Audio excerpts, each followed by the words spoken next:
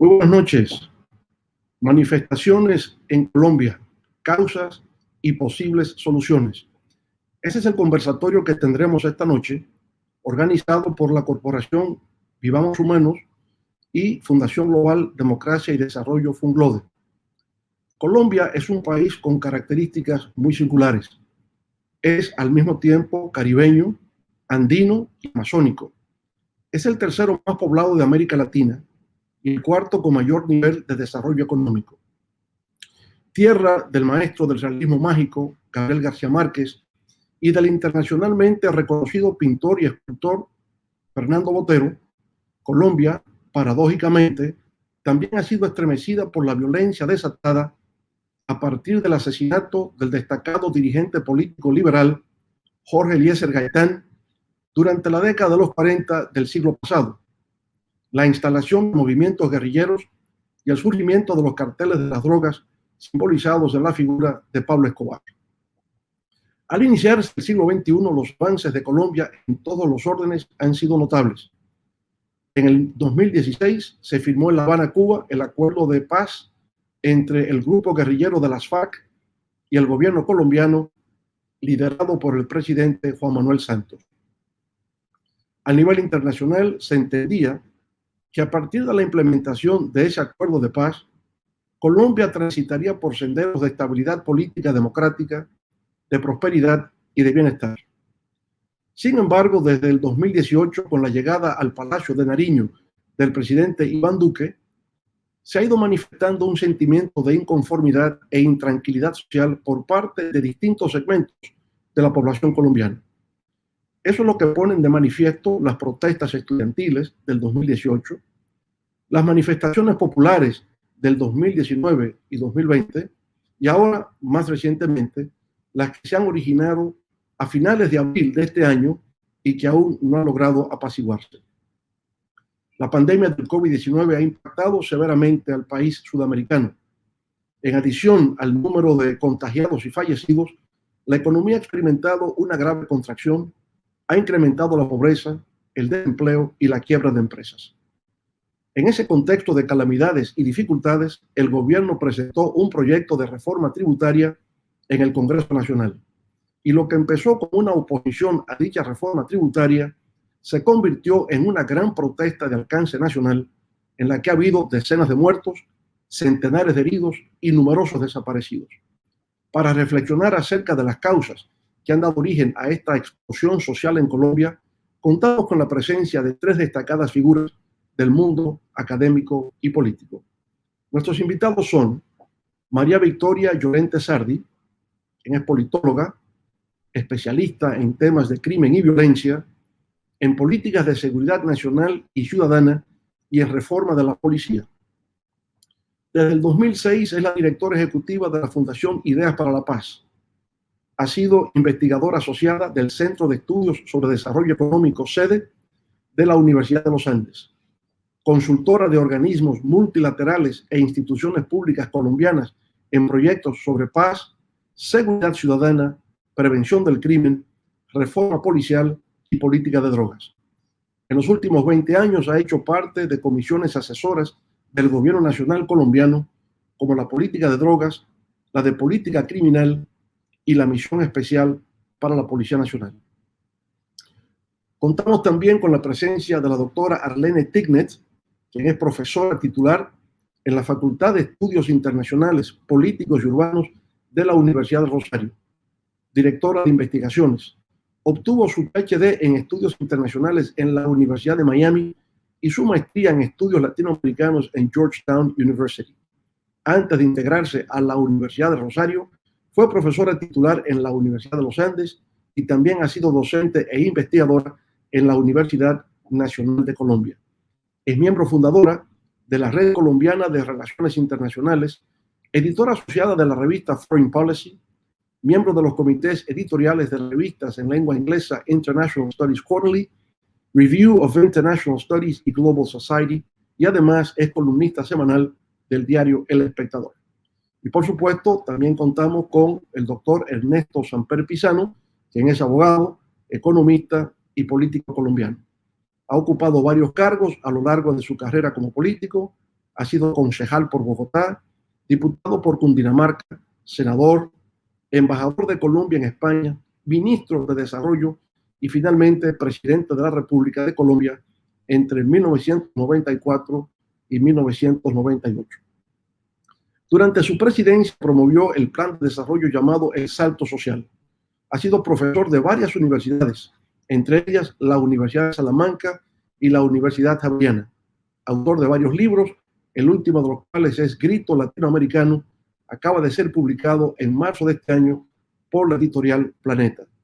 En el 2014 fue elegido secretario general de UNASUR para presidir este organismo internacional, periodo que finalizó en enero del 2017.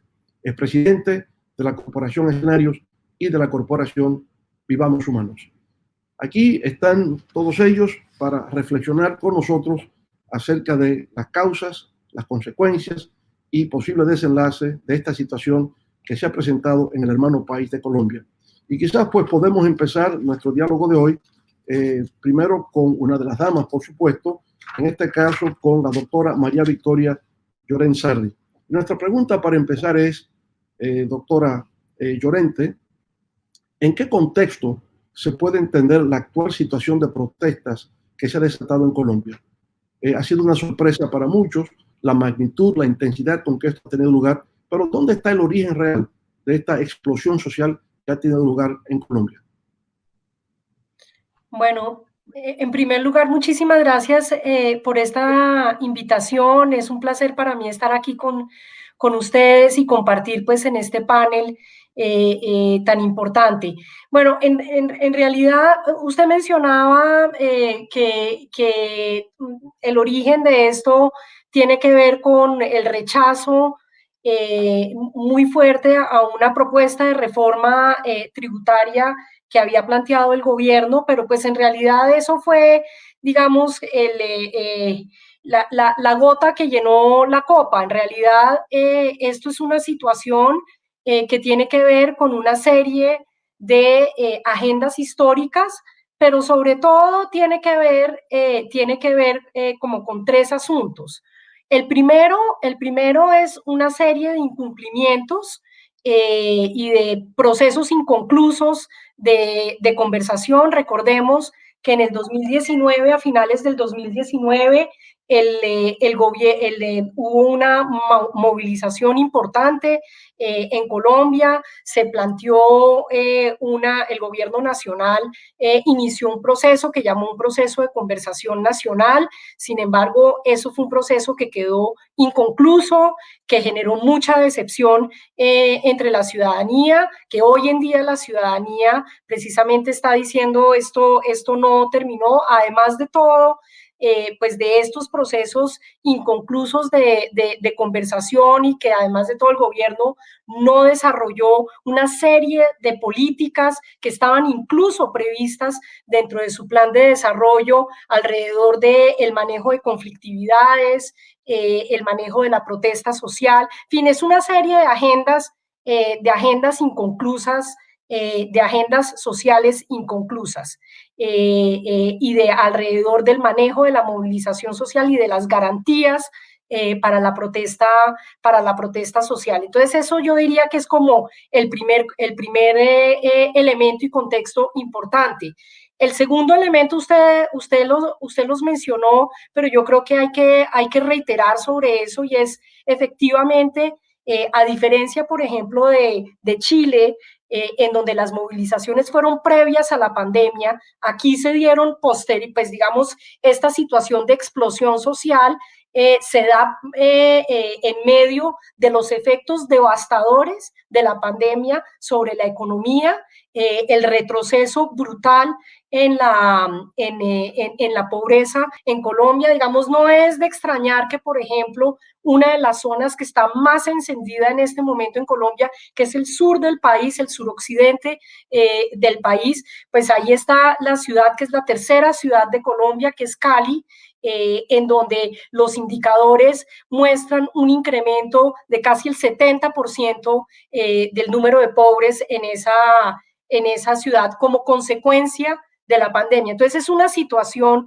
realmente social devastadora, con un Estado pues muy debilitado. Y finalmente, lo otro que no podemos olvidar también es que Colombia es uno de los países que tiene el mayor número de migrantes venezolanos. Hoy en día la cifra está rondando el 1.700.000 migrantes, una situación que hemos enfrentado de manera solidaria con estas personas que han llegado a Colombia, pero que por supuesto han presionado tremendamente, han ejercido una presión muy grande, tanto sobre los recursos locales en materia social, como los recursos del nivel nacional. Entonces, en realidad, esto se da en medio de estas circunstancias, y la última de ellas que quisiera señalar, que es muy importante, es, por supuesto, la situación de transición en la que se encuentra Colombia. Estamos en un proceso de transición que se origina en la firma del acuerdo de paz con las FARC en el 2016, y un proceso de transición pues que ha sido verdaderamente complejo en medio de una gran polarización alrededor precisamente de ese acuerdo de paz, pero en donde, digamos, continúan procesos violentos en algunas de las zonas más afectadas, en algunas de las zonas del país, de la periferia, continúan procesos de violencia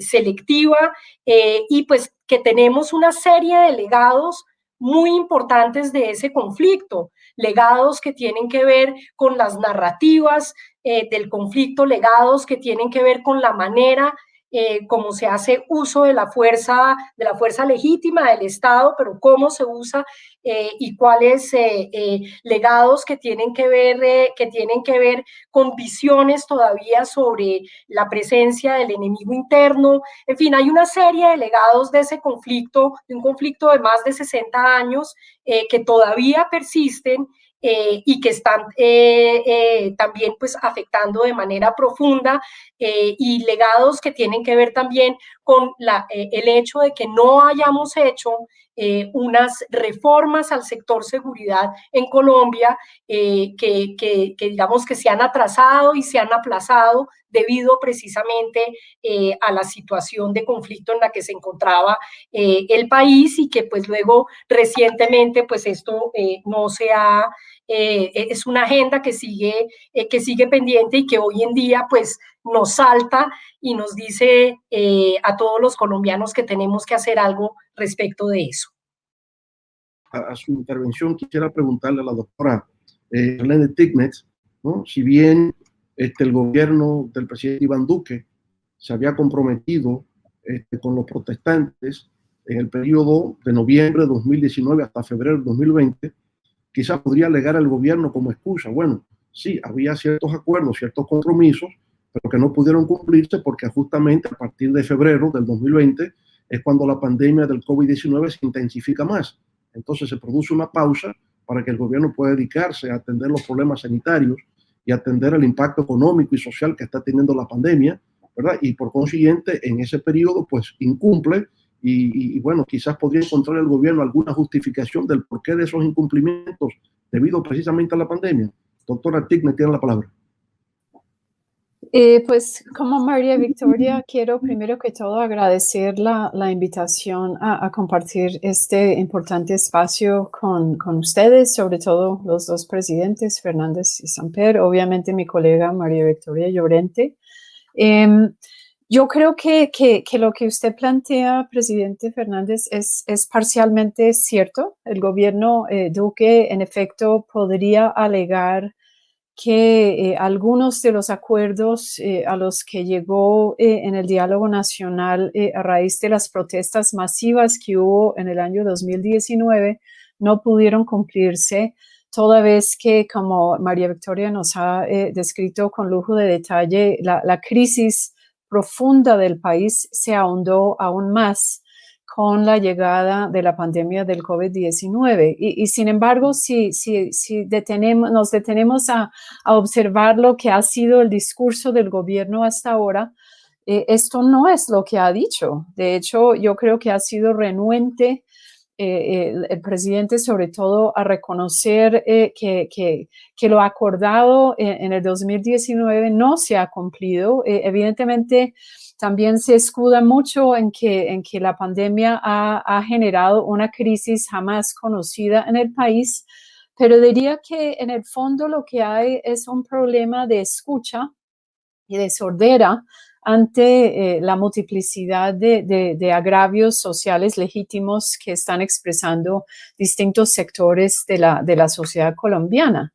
Y el problema de fondo no solo es que el proceso de diálogo nacional del 2019 quedó inconcluso, sino simplemente no implementado e ignorado, sino que ante esta última oleada de protestas que ya lleva un mes, el gobierno no ha mostrado ninguna capacidad ni ninguna humildad, podríamos decir, de sentarse y escuchar sin poner las condiciones previas para la conversación. Entonces, en últimas, ha perdido credibilidad y legitimidad como interlocutor con distintos sectores de las protestas que creo que explica en parte el momento de impasse que estamos viviendo en la actualidad.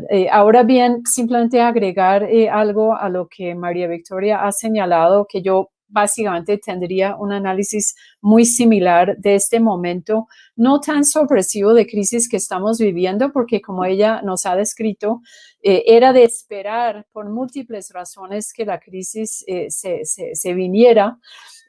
Yo diría que además de lo que ha señalado, el uso excesivo de la fuerza, que corresponde a unas razones que nos ha explicado, y agregaría que es una reacción casi que innata de un Estado débil y con institucionalidad precaria y de un presidente también impopular cuyos grados de gobernabilidad se han visto severamente reducidos.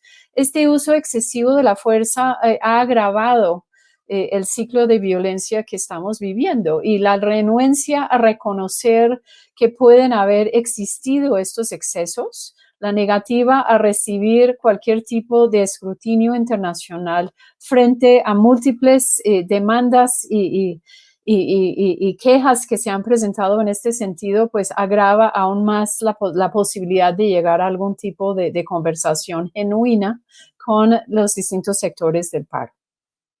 ¿Puede explicar, doctora, que un presidente con bajos niveles de popularidad, institucionalidad frágil, viendo el elemento de conflictividad que existe, ¿no?, en la estructura política colombiana, no accediera al diálogo o convocara incluso al diálogo previamente de someter el proyecto de reforma tributaria? ¿No se da cuenta que al no hacerlo así, al no convocar ese diálogo con anterioridad a la presentación del proyecto de reforma tributaria, podía estar alentando de alguna forma, incentivando ese nivel de confrontación que luego se produjo? Pues yo creo que sin duda sí. Y de hecho, si observamos el mundo, que yo sepa, Colombia es de los únicos países en este momento de crisis planetaria cuyo gobierno se ha atrevido a presentar una reforma tributaria que eventualmente podría haber afectado las clases medias y bajas en un momento de enorme dificultad, como María Victoria nos ha descrito, de informalidad agravada en un país que ya tiene tasas mayores a 60% de informalidad, de pobreza de unos niveles que nunca habíamos visto en este país, de inseguridad alimenticia. Y esto sin duda fue una invitación un poco tonta, si se quiere, a que explotara la crisis en torno, pues no solo a esto, sino a la multiplicidad de otros agravios que están en la raíz de la situación que estamos viviendo. Yo pienso que un gobierno de las características que hemos descrito, sin embargo, muchas veces pierde la capacidad de escucha y de conversación y de sensibilidad y humildad que uno esperaría por parte del gobierno Duque en este momento. Es un mecanismo de defensa casi que es desafortunada, pero tratando de entenderlo un poco más conceptualmente, creo que es previsible que esto haya sido la reacción, desafortunadamente. Sí, muchas gracias. Presidente Samper, El presidente Iván Duque presenta el proyecto de reforma tributaria el 28 de abril, fruto de la reacción que la sociedad tiene, ¿verdad? Retira el proyecto el 2 de mayo y también renuncia el ministro de Hacienda. ¿Cómo se explica que luego del retiro de ese proyecto, que era la causa inmediata del conflicto, y de la renuncia del ministro de Hacienda, las protestas hayan continuado en Colombia? ¿Cómo poder explicar eso? Bueno, yo tiendo a coincidir con María Victoria Arlín que el diagnóstico es muy claro. Esto es una explosión, un estallido social que resulta de una acumulación de incumplimientos por parte del gobierno, incumplimientos que están relacionados, como ya lo señalaba María Victoria, en primer lugar con los incumplimientos del año 2019, que de alguna manera conectan lo que hoy día se está viviendo con lo que entonces se vivía en América Latina cuando comenzamos a presenciar movilizaciones especialmente estudiantiles y juveniles en Chile, que llevaron pues prácticamente a la constituyente que se eligió hace unos pocos días, en Ecuador para protestar por el precio de la gasolina, pero que motivó una protesta indígena. Es decir, en distintas partes de la región se escuchó una insatisfacción general antes de la pandemia que tenía muchísimo que ver, a mi juicio, con un fenómeno que todavía no se ha estudiado suficientemente en la región, que es el de la proletarización de la clase media. Es decir, cómo se empobreció la clase media. En el caso colombiano, este vector es muy trágico. En Colombia, por cuenta de la pandemia, más de 2 millones de colombianos pasaron a ser nuevos pobres. En segundo lugar, sin duda, el incumplimiento de los acuerdos de paz de La Habana, especialmente en tres sectores muy sensibles. El primero, en el tema de tierras. No olvidemos que el primer punto del acuerdo de La Habana tenía que ver con tierras. No se ha hecho absolutamente nada en materia de tierras significativo. En segundo lugar, el tema de reparación de víctimas, reparación no solamente económica, sino también moral y política. Y en tercer lugar, el tema de la sustitución social de cultivos ilícitos, que fue acordado en La Habana como una prioridad para una sustitución social voluntaria, y el gobierno lamentablemente echó gasolina en el incendio, anunciando que volvería a las fumigaciones y a la erradicación forzosa. Estos tres factores, a mi juicio, de alguna manera comenzaban a crear este estallido. Y finalmente, pues la pandemia en sí misma, porque como en otras partes de América Latina, también en Colombia se sintió con el empobrecimiento, con la informalización y el dilema que se le planteó a muchas personas, que no era un dilema entre estar en la calle o estar en la casa, sino el dilema de vivir o sobrevivir. Yo creo que esos factores de alguna manera fueron los que provocaron con la reforma tributaria, que actuó como detonante que se expresara en las calles. Yo sí creo que la reforma tributaria fue un error, no solamente por su presentación en sí misma. Pocos países se han atrevido a proponer una reforma tributaria en medio de estas dificultades, sino porque de alguna manera la gran pregunta que se tienen que hacer todos los países de América Latina y del mundo en general, pasada la pandemia, si es que va a pasar rápido, es quién paga la factura social de la pandemia. ¿Quién debe pagar los costos de la desactivación económica, los costos del empobrecimiento social, los costos del desempleo? Y lo que planteaba en esencia la reforma tributaria era que los costos los tenía que pagar fundamentalmente la clase media, con aumento del impuesto al consumo, con aumento de la base de contribuyentes. En fin, era una reforma realmente provocadora en ese sentido. Y dejo simplemente planteados una reflexión adicional para el siguiente capítulo de nuestra discusión. Realmente este estallido o esta movilización social hay que interpretarla a partir de los escenarios en los cuales se está desarrollando, porque hay un escenario tradicional que es el donde participan las centrales de trabajadores, las organizaciones sociales tradicionales, los indígenas, los campesinos, que es lo que podríamos llamar el escenario histórico, que es el del Pacto Nacional, que de alguna manera es el que en este momento está negociando el gobierno con las centrales y con estas organizaciones. pero hay unos nuevos escenarios, o por lo menos se han producido unos escenarios que han durado mucho más de lo que duraban antes, como el escenario de la movilización social masiva, especialmente de sectores jóvenes, Sí. que yo creo que se está comenzando a abordar hasta ahora de una manera adecuada a través de mesas territoriales, porque aquí hay muchas especificidades en las regiones que están expresando los mismos jóvenes. Una cosa es el tema en Cali, donde hay una, como decía María Victoria, una profunda desigualdad, es una ciudad más desiguales. Otra cosa es el tema de las reivindicaciones en Bogotá, que tienen que ver con el transporte masivo, el desempleo, la educación gratuita, que también existe en otras partes, pero se proyecta distinto. Pero el tercer escenario es el que a mí más me preocupa y me llama la atención, porque es el escenario de los bloqueos. Pero bloqueos no bloqueos ocasionales como se daban en otras manifestaciones, de eventuales agitadores que acompañaban las movilizaciones. No, aquí parece haber un libreto para encontrar en estos escenarios de bloqueos locales que de alguna manera están produciendo desabastecimiento de alimentos, problemas de salud, están creando caos social, pero aquí hay manifestaciones armadas en los bloqueos. Es decir, no conviene ni siquiera especular de dónde vienen o dónde proceden los sectores armados que están de alguna manera participando en estos bloqueos. Pueden ser de la izquierda, de la derecha, del narcotráfico.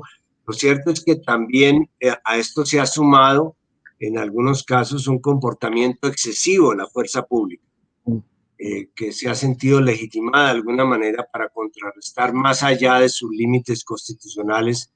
Por eso el alto número de personas fallecidas, más de 50, desaparecidos, violaciones que eran mencionadas por María Victoria y por Arlene.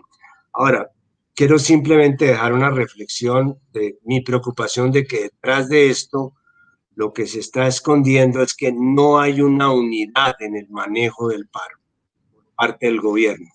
Aquí se comienzan a percibir dos líneas preocupantes.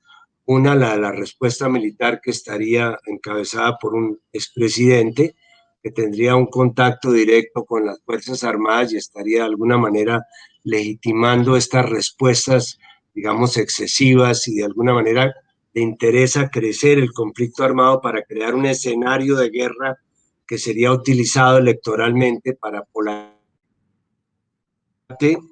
sin lugar a dudas, pues los esfuerzos un poco caóticos que están haciendo por organizar el diálogo, sin que hasta el momento, a estas horas, por ejemplo, se haya podido acordar el tema de las simples garantías para la movilización. Llevamos un mes casi de paro, hasta el momento no hay un acuerdo que puedan suscribir de garantías para la movilización, lo cual ha impedido que comience la negociación. Ya hablaremos sobre cuáles son los temas de la negociación, pero creo que este es el factor más preocupante, y es que no se nota una respuesta unificada, consistente y coherente de parte del gobierno en los que serían los dos frentes, que es el frente del ejercicio legítimo de la fuerza y la voluntad de diálogo. Yo diría que estos son quizás como lo que podría aportar adicional. Bueno, y tal vez en eso, María Victoria, podría decirse que el retiro del proyecto de reforma tributaria y la convocatoria al diálogo que hizo el presidente Iván Duque no se vio correspondido por el hecho de este uso excesivo de la fuerza, este uso desproporcionado, ¿verdad?, que tuvo la fuerza pública para contener las protestas. En ese contexto, en esa situación, en esa coyuntura, pues ya no había un clima adecuado, ¿verdad?, para que hubiese una pausa en las protestas, toda vez que estaba predominando la línea dura, como dice el presidente Samper. ¿No? La línea de la confrontación estaba predominando y ya poco importaba que el presidente retirase el proyecto, que renunciase el ministro de Hacienda, puesto que lo que se estaba dando en el terreno era violencia por parte de las autoridades. Y quizás ahí pues se rompe toda posibilidad de diálogo. ¿Qué le parece ese análisis? Yo creo que es un poco más que eso, porque en realidad, pues yo creo que es algo que ya venía de atrás, ¿sí? Porque ya no olvidemos que ya en el 2019 había habido, digamos, pues hasta la muerte de un joven en medio de las protestas. Entonces ya había habido reclamos alrededor de las garantías para la protesta. O sea, el tema de garantías de las protestas ya venía desde atrás. No es algo que se da como en este momento, y yo creo que el retiro realmente fue una vana ilusión pensar que retirando la reforma tributaria, que además de todo se demoraron en hacerlo, ¿no? Una reforma tributaria que además de todo no fue concertada, sino pues en salones de Casa de Nariño, sino algo que no fue realmente concertado como con la ciudadanía. Entonces o de alguna manera hablado con la ciudadanía. Entonces, en realidad yo creo que aquí esto era algo que ya venía de atrás, ya el descontento venía atrás, el descontento por el manejo de la protesta social. El año pasado hubo unos eventos realmente trágicos en Bogotá también alrededor de este asunto, y de la ausencia verdadera de una respuesta por parte del gobierno en el sentido de mostrar siquiera como compasión frente a la ciudadanía, frente a esto que estaba sucediendo, sino más bien una respuesta de alineamiento frente a y de defensa cerrada de lo que llaman la institucionalidad. Entonces, pues yo creo que eso, y digamos, si las quejas, el presidente Samper mencionaba el tema de los jóvenes. Ese es un tema de una profundidad. Ahí habían reclamos que ya venían de atrás, que venían de protestas anteriores, pero es un reclamo que creo que tiene que ver, por un lado, por supuesto, con agendas pendientes, agendas sociales pendientes en materia de acceso a la educación, de trabajo, de oportunidades de trabajo, incluso frente a la agenda de paz. Los jóvenes desde atrás venían alineándose con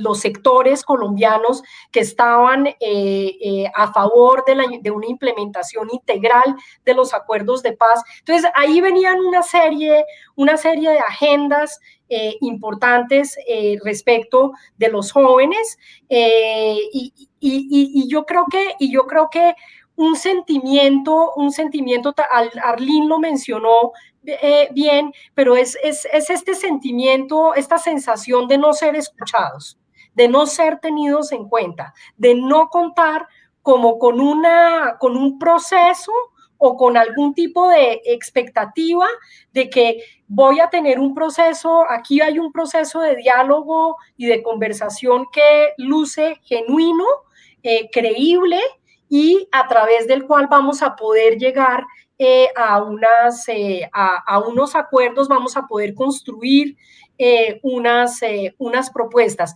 Realmente yo creo que el efecto de haber abandonado la conversación nacional como se abandonó, uno entiende que la pandemia pues se atravesó, y la pandemia pues realmente afectó a todo el mundo, ¿sí?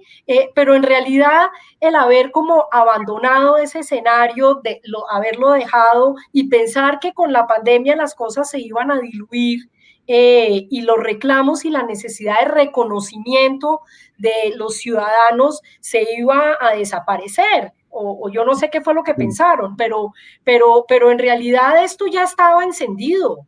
Esto ya estaba encendido de una ciudadanía que estaba pidiendo garantías para poder, para ser escuchados, garantías para tener un proceso que fuera creíble y que permitiera, como de la A a la Z, llegar mediante un proceso de conversación a unos acuerdos creíbles que iban a ser cumplidos.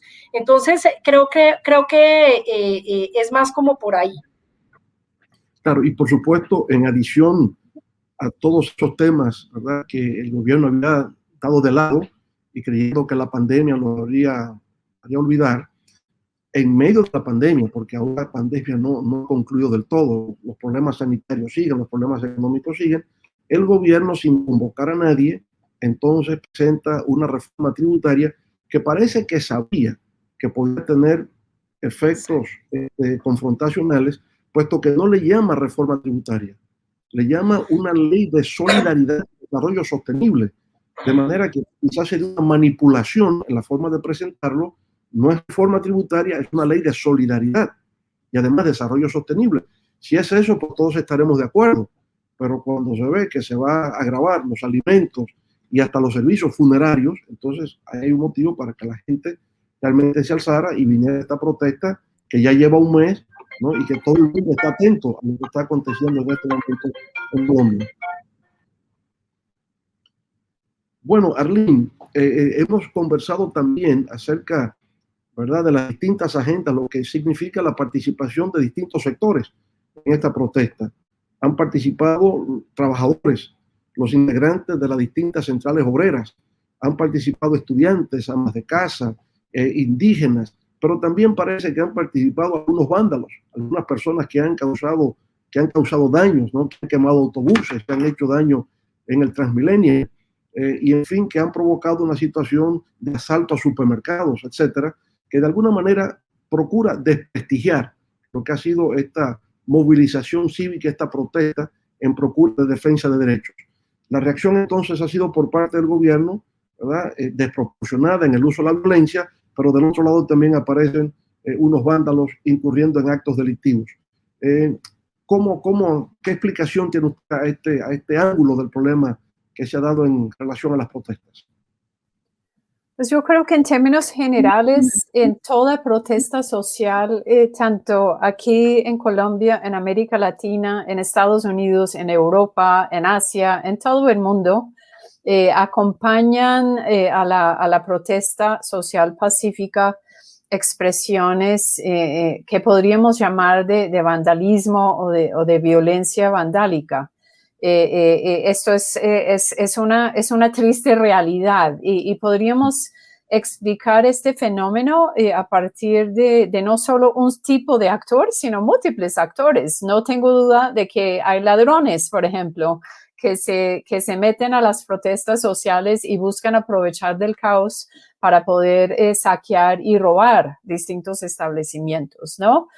Hay actores de extrema derecha o de extrema izquierda que cometen actos de violencia con miras a fomentar el caos y de algún modo inclinar la balanza y suscitar reacciones por parte de la fuerza pública o de los manifestantes en pro de intereses extremistas particulares. Y aquí recalco tanto de derecha como de izquierda, porque en Estados Unidos, como veíamos en las protestas del año pasado, el gobierno de Trump acusaba al tal grupo Antifa, pero en realidad quienes más incentivaban la violencia eran grupos de extrema derecha, como también vimos en la toma del Capitolio en enero de este año.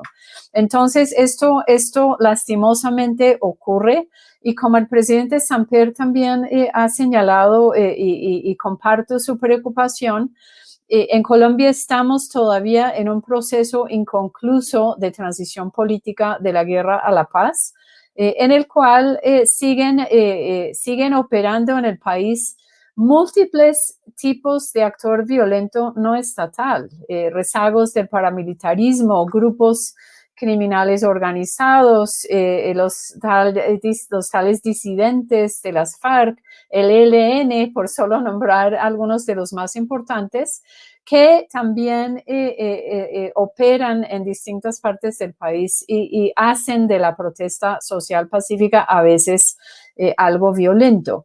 Y sin embargo, por más que esto sea un fenómeno tanto aquí como en el mundo, la tendencia a criminalizar la protesta social termina afectando tanto a manifestantes pacíficos como no pacíficos. En el caso colombiano, el gobierno ha tildado básicamente de vándalos y de terroristas en general a los manifestantes, con lo cual, como ya hemos señalado, tiende a legitimarse y a justificarse el uso de la fuerza estatal para hacer frente a quienes se consideran elementos criminales. Entonces, creo que el desafío aquí es no ver las cosas en blanco y negro, como tristemente suele ocurrir de nuevo tanto en Colombia como en otras partes del mundo, sobre todo donde hay debilidad institucional, y aprender a distinguir entre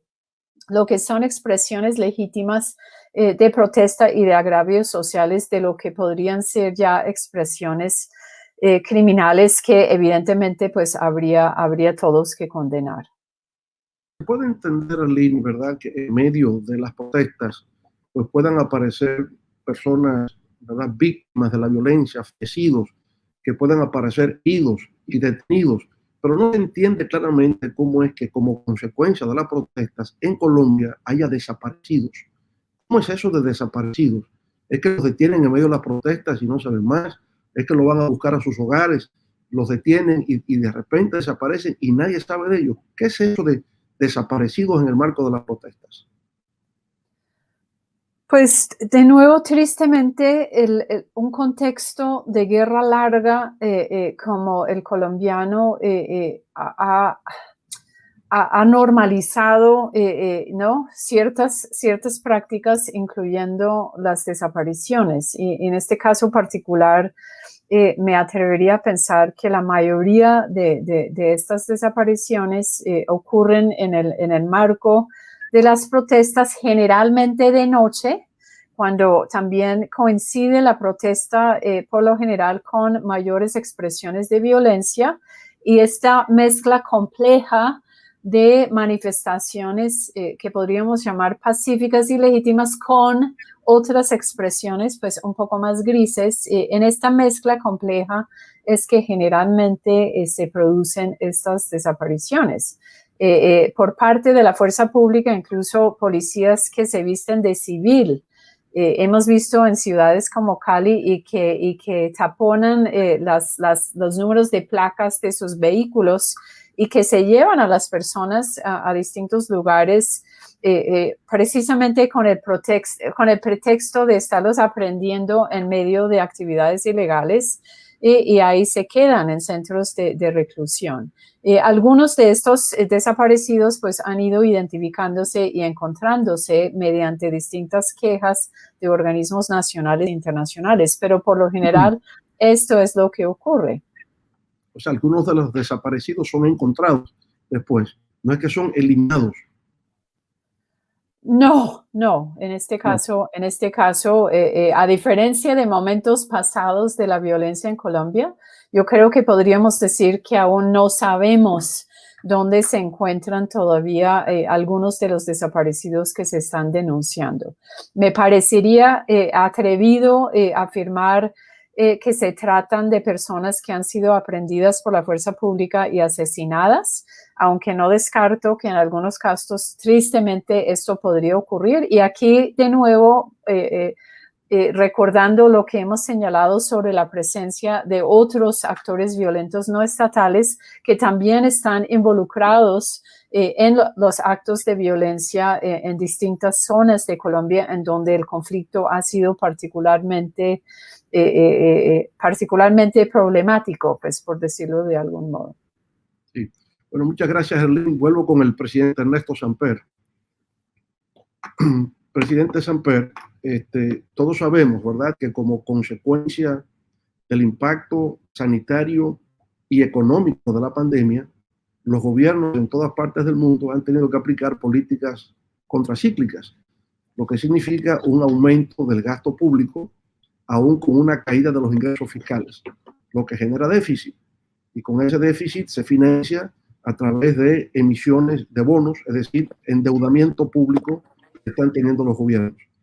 Me parece que es el caso también de Colombia, ¿no? Colombia tiene un déficit notable, su deuda ha aumentado y por consiguiente tiene que balancear sus finanzas públicas para tener estabilidad macroeconómica. Quizás el gobierno de Colombia, como otros gobiernos de la región, lo hemos dicho, usted y yo hemos conversado mucho sobre esto, de que no hay una solución nacional a un problema de carácter global. Y entonces lo que está ocurriendo es que ahora, ¿verdad?, las agencias calificadoras de riesgo el Fondo Monetario Internacional está poniendo presión a los gobiernos para que tengan que hacer ajustes fiscales, pero unos ajustes en medio de una pandemia que aún no ha concluido. Pienso que tal vez es lo que le ha ocurrido al gobierno de Colombia, buscando una solución nacional a un tema que no tiene solución nacional, porque lo que ha ocurrido es, bajo la manipulación de una ley de solidaridad y desarrollo sostenible, en el fondo era una reforma tributaria que, como usted bien ha explicado, afectaba a la clase media, afectaba el consumo, era una reforma regresiva que afectaba a los pobres fundamentalmente. Con la situación de desigualdad social, de inequidad que ya existe en Colombia, donde solamente el 1% de la población tiene ingresos por encima de $3.500 al mes, solamente el 10% a $1.500 al mes, obviamente que es una situación social muy difícil, donde tener que pagar, digamos, más por el café, más por el refresco, ¿verdad? Y más hasta por los servicios funerarios. Yo creo que eso realmente creó el enojo de la sociedad colombiana, conjuntamente con todos los otros aspectos que vienen desde atrás, y ha generado esta situación de explosión social, como usted la ha llamado. ¿Cómo resolver el tema, ¿verdad?, del déficit que tiene el Estado colombiano?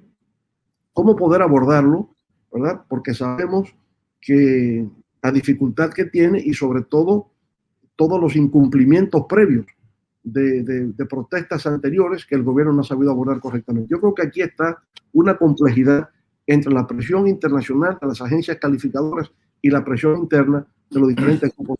¿Cómo sortear esa situación de crisis? Leonel, yo creo que aquí, entre muchas de las consecuencias de esta situación, no solamente en Colombia, sino en América Latina, está comprometido el viejo modelo de desarrollo y la incapacidad de ese modelo de crear condiciones masivas de igualdad, que son las que en este momento comienzan a hacerse evidentes en Colombia con el aparecimiento de este estallido social. Es claro que presentar una reforma fiscal en los términos tradicionales, atendiendo a las exigencias del Fondo Monetario Internacional para reducir el techo fiscal, para ajustar las finanzas a lo que podrían ser unas condiciones de normalidad, es un suicidio político y social, porque eso fue lo que produjo la detonación del estallido social. Ahora, el gobierno lamentablemente en este momento sigue trabajando en una propuesta de una nueva reforma tributaria. Una reforma tributaria que en el mejor de los casos puede llegar a producir entre 10 y 12 billones de pesos, que a mi juicio no son para nada suficientes para poder conjurar la crisis en las dimensiones en que en este momento está planteada. Tenemos 7,5 millones de pobres absolutos, definidos en los términos de Naciones Unidas como personas que están ganando o que están por debajo de los $2 diarios de subsistencia. La única manera de que se pueda pensar en una reconstrucción rápida del tejido social, es decir, en la supervivencia del tejido social, que esta es la parte más afectada, es a través de un proceso de expansión del gasto público que por lo menos le garantice a estos 7,5 millones de personas durante un periodo razonable de 1 año o de 2 años, tener unos ingresos no para subsistir como si fueran trabajadores, sino simplemente para comer y para sobrevivir, porque en Colombia el tema del hambre ha comenzado a ser mencionado en todos los análisis que se están haciendo, simple y sencillamente porque la gente ya le llegó a la comida, la crisis. Ahora, ¿cómo se financia la pospandemia? ¿Y cómo se debería financiar en este momento la salida de la crisis que estamos afrontando? Con medidas distintas a las medidas tradicionales. No es a través simplemente de los mecanismos fiscales. Hay que recurrir a la refinanciación de la deuda externa, como lo están planteando para los países del África, el G20, como lo están planteando algunos países de América Latina. Colombia podría hacerlo sin dificultad porque ha tenido unos niveles de cumplimiento aceptables. Hay que recurrir igualmente a temas como podría ser los impuestos progresivos, Claro que se pueden hacer impuestos, pero no impuestos regresivos como los que contenía la reforma tributaria, sino impuestos para que los que tengan más y los más pudientes, e inclusive los que se han enriquecido con la pandemia, como las farmacéuticas, el sistema financiero, los gigantes digitales, pues hagan una contribución excepcional para salir del hueco en que nos encontramos. Y por qué no pensar también en operaciones de financiamiento de los bancos emisores al gobierno a largo plazo que les permita de alguna manera tener unos recursos suficientes en unas condiciones favorables. La señora Merkel no tuvo ningún problema en pedir el 20% del Producto Interno Bruto al banco emisor de Alemania, simple y sencillamente para poder solventar esta situación. Y nosotros necesitamos hacer lo mismo, pero para eso tenemos que cambiar de modelo. Tenemos que ir a un modelo solidario en el cual se privilegien los intereses sociales sobre los intereses económicos. Creo que esa es fundamentalmente la cuestión que en este momento se va a tener que resolver finalmente cuando se decida cómo se va a financiar esta situación de inequidad social inmediata que tenemos, que requiere, como lo hizo el señor Biden, por ejemplo, poner en circulación el dinero. Es que en una economía sin dinero no hay manera de reactivar la economía porque no hay clientes para que reactiven la economía. Si no le ponemos dinero en el bolsillo a la gente, pues va a ser muy difícil que a pesar de todos nuestros esfuerzos, las pequeñas y medianas industrias saquen la cara porque simple y sencillamente no tienen a quién venderle. Este es un problema de demanda, esencialmente. Y allí es donde tenemos que poner el énfasis. Claro, ahora creo, Ernesto, que se está cometiendo un error con pretender llevar a cabo reformas tributarias en este año 2021. Hay que entender los momentos. El 2020 es el año de la contracción mundial y de la contracción económica de cada uno de nuestros países. El 2021 debe entenderse como el año de la recuperación. Es el periodo en que nuestros gobiernos empiezan a reactivarse y tal vez para el 2022 pues, hayamos logrado la recuperación plena. Pero el 2022 es un año electoral en Colombia. ¿Por qué entonces no dejar la reforma tributaria al próximo gobierno? En lugar de intentarla de nuevo, lo que va a provocar otra vez conflictos y nuevas manifestaciones populares. Por supuesto, Donel, ese es el camino. Y Harari decía que lo único que no puede pasar después de esta pandemia es que volvamos a lo mismo que teníamos antes. ¿Qué sentido tiene que volver a lo mismo que teníamos en el 2019, que como decía aquí María Victoria, fue una situación de crisis generalizada? Las cifras de la UNESCO muestran, por ejemplo, que la educación dejó de cumplir su papel de movilización social. Ya la gente no puede aspirar que estudiando más se pueda colocar mejor, y eso es un retroceso que están registrando los estudiantes. De la misma manera, la preocupación de la gente joven por el futuro, por el cambio climático, por las energías renovables, por el tema del agua. El futuro se lo anticiparon a los jóvenes de hoy día. El futuro es ya, no es dentro de 20 días. Los avances de la inteligencia artificial que nosotros soñábamos con el teletrabajo, la teleeducación, la telemedicina, hoy día son una quimera en América Latina. Si uno ve la brecha digital, que hay un 50% de latinoamericanos que no tienen acceso ni al internet ni a las tabletas, no están en el mundo digital. Entonces, ¿qué va a pasar con el tema digital? Son muchas inquietudes que no se pueden resolver con una reforma tributaria para darle gusto a unas calificadoras de riesgo que son las casandras globales que están al servicio de los grandes fondos financieros a los cuales lo que les interesa es proteger sus inversiones financieras. Ernesto, tenemos poco tiempo. Una reflexión final. ¿Cómo salir de la crisis? El diálogo entre el Comité Nacional de Paro y el gobierno. ¿Hay alguna agenda que permita decir que se puede salir de la crisis en el corto plazo? Sí, y quiero terminar con esa nota optimista. Primero, yo creo que se ponga de acuerdo el gobierno con la central y lo que podríamos llamar el Pacto Nacional. Finalmente van a tener que coincidir. Me preocupa un poco más el tema de los jóvenes, que hay que abordarlo a través de mesas territoriales, de plataformas digitales. Y obviamente para el tema de los bloqueos y el enfrentamiento armado, yo creo que un mensaje del gobierno de que continúan las negociaciones con el Ejército de Liberación Nacional, que fue lo que dejó inconcluso este gobierno, o lo dejó en modo avión, me parece que sería un mensaje tranquilizante. pero mi mensaje positivo es que yo creo que como vamos, esto le ha servido de alguna manera al país por dos razones. La primera, porque hay una nueva conciencia en Colombia sobre el problema de la desigualdad y la necesidad de solucionar el problema de la desigualdad social.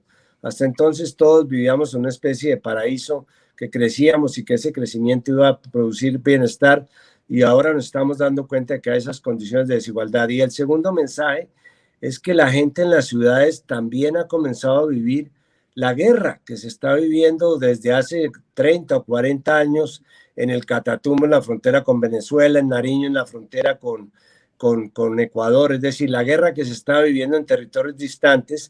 La gente ha comenzado en las ciudades a vivir lo que son los problemas inherentes a la guerra, de abastecimiento, de movilidad, de amenazas físicas. Y no lo digo con complacencia, sino al contrario.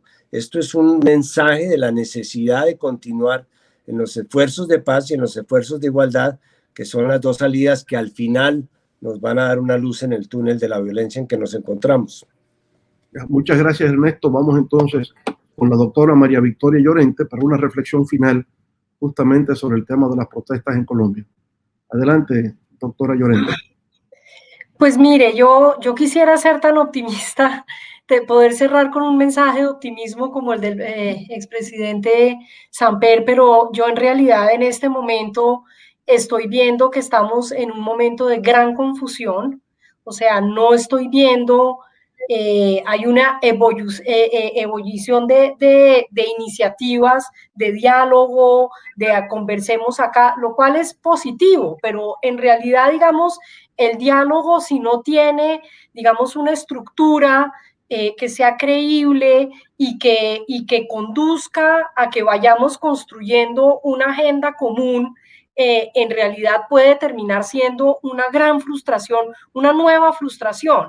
Entonces, y no estoy viendo realmente el liderazgo político, no solamente del gobierno, sino del lado de la oposición política y de la que realmente genere esa, recoja ese clamor de buscar un camino esperanzador para Colombia. Entonces sí, está muy bien que la agenda de desigualdad se convierta en una prioridad en Colombia y demás, pero realmente eso necesita canalizarse a través de mecanismos creíbles que conduzcan a que construyamos esos acuerdos tanto sociales como políticos para que se empiecen a dar los cambios. Y yo realmente en este momento estoy viendo que seguimos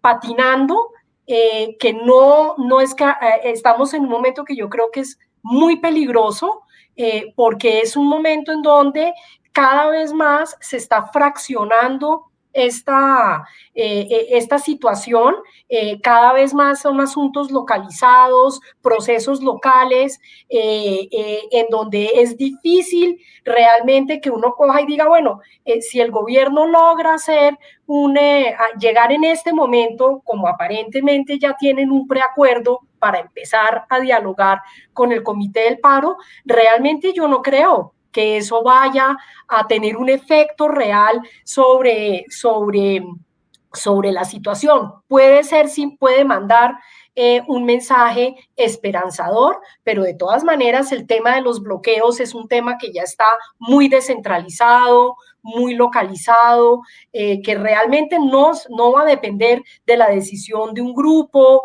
o de uno, sino realmente. Entonces, creo que estamos en una situación en que en la medida en que más y más se prolonga esta situación, aparecen cada vez más aspectos verdaderamente preocupantes de violencia, ya extraña, que uno realmente ya no sabe bien de dónde viene. Entonces yo sí creo que estamos en un momento institucional muy, muy preocupante. No veo a la clase política verdaderamente ocupándose de esta situación y ayudando a encontrar salidas a esta situación a través de un proceso que sea creíble para los ciudadanos. Algunos alcaldes han empezado como a ayudar a construir soluciones locales, pero en realidad estamos lejos de encontrar un camino, y la verdad es que las elecciones en Colombia son hasta el año entrante. Tenemos todavía 1 año y 3 meses de este gobierno, y eso es mucho tiempo si vamos a continuar en esta situación de degradación.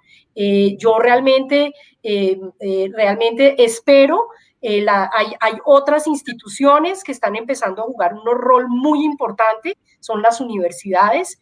Las universidades están, y algunas personas del sector empresarial también, como empezando verdaderamente a tratar de encontrar y de construir procesos que sean creíbles para la ciudadanía, para poder canalizar toda esta gran cacofonía que tenemos hoy en día, porque son muchísimas capas de descontento, y que tenemos que empezar a organizarlos para lograr construir esa agenda de futuro que están reclamando en las calles y que estamos reclamando quienes no estamos saliendo a las calles también.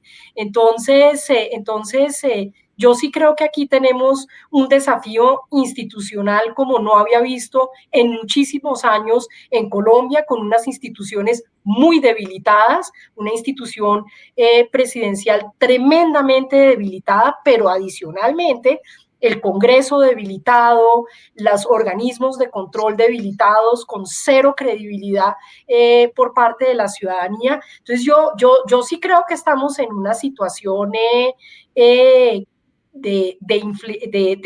puede ser verdaderamente un retroceso fundamental desde el punto de vista institucional en Colombia, si no logramos encontrar un camino creíble para canalizar todo este descontento y este pedido de cambios.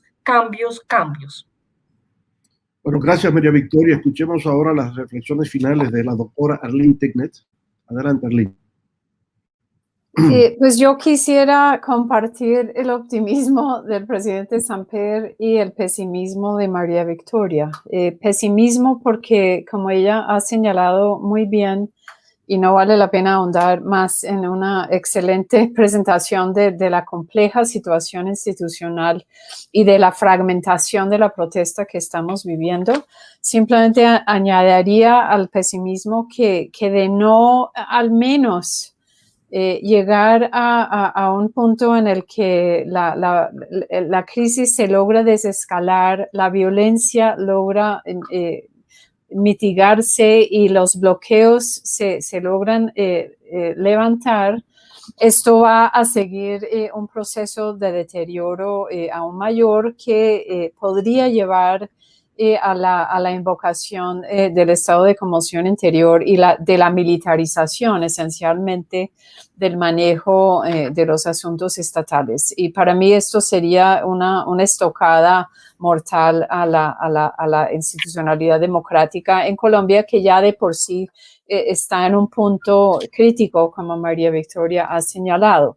Y por otro lado, quiero ser optimista en el sentido de que no solo creo que de la crisis hay un proceso importante de concientización y de sensibilización acerca de los profundos problemas sociales que caracterizan a Colombia y que yo, al menos en mis 30 años de vivir en este país, no había visto en el pasado. Este proceso ofrece una plataforma para pensar que hacia futuro, al menos, los gobernantes que llegan pues van a tener mayor conciencia sobre la necesidad de ya construir un nuevo pacto social que nuestra Constitución de 1991 ofrecía, pero que realmente no ha permitido materializar. Y creo que ese optimismo de todos modos está en stand-by hasta que haya elecciones el año entrante. María Victoria señala de forma muy importante y preocupante que todavía falta un poco más de un año de este gobierno, en un momento de falta de credibilidad e ingobernabilidad que preocupan, pero creo que de lograr algún tipo de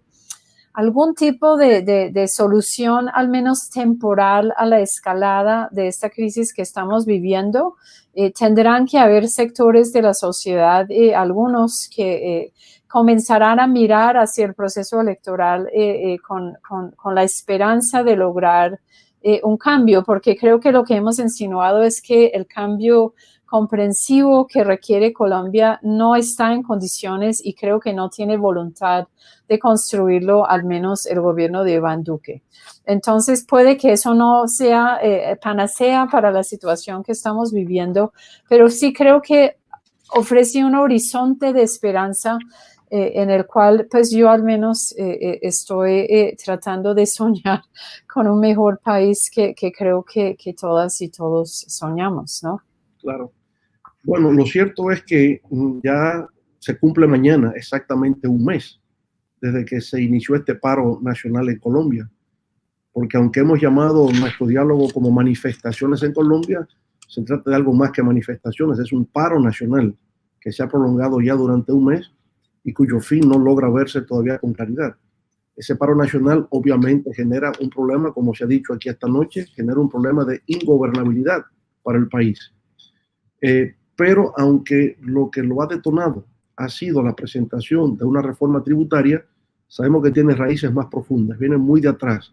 Lo primero es comprender que Colombia en estos momentos es un país que está en un proceso de transición política, de una guerra que se prolongó durante cerca de 6 décadas, a una situación de paz en medio de una polarización política de cómo precisamente entender esa paz.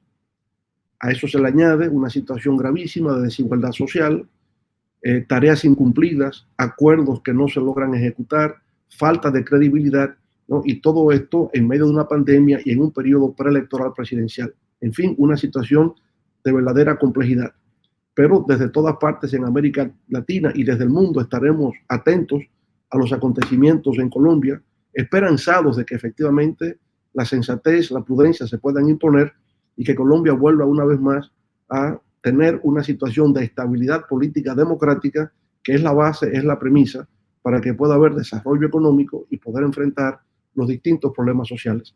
Así que agradecemos a la doctora María Victoria Llorente Sardi, a la doctora Arlene Tignet y al presidente Ernesto Samper por la amabilidad y la gentileza de habernos acompañado esta noche en esta reflexión sobre la situación actual en Colombia.